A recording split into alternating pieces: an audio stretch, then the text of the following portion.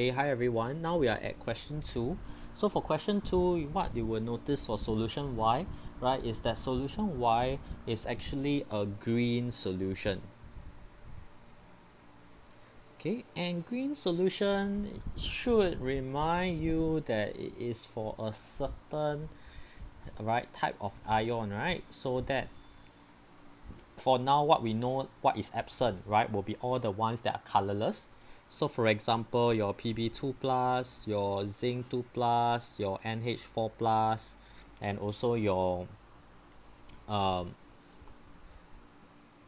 the last one is calcium 2 plus, right? They are not present, right? They are absent. And what are possible, right? Possible ones will be Cu2 plus, Fe2 plus, and Fe3 plus. Now, of course, we know that it might most likely be Fe2 plus, which is green in color, but we cannot be sure just by looking at the solution and then we just determine it is Fe2 plus, so we must still conduct the experiment. Okay, so for part B, same thing. You will notice that it's sodium hydroxide until no further change, aqueous ammonia until no further change, right? So which indicates that this is actually a test for cation. Okay, so if you want a more detailed explanation, please go to question 1. Okay, so for this one, I will just write down the observation. You will find that it is a green PPT, right, that is insoluble in excess. That means if I add extra sodium hydroxide, it will still not dissolve.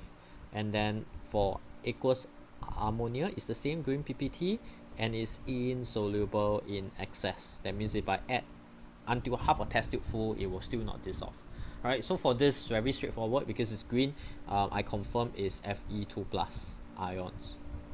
Okay, so then this is how you can determine that, for Y, right, it will be iron 2 something, right? You do not know what is the anion, so the anion is the next part.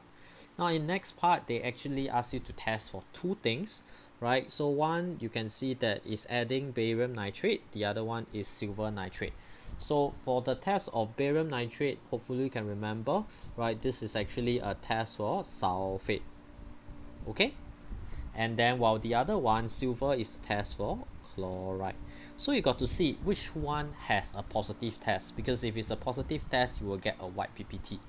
So I believe when you actually do the addition, right, you will see that this one for sulfate, it gives you a white PPT, while for silver nitrate you get nothing. So do not write nothing, but write no visible change. That means you can't see a change.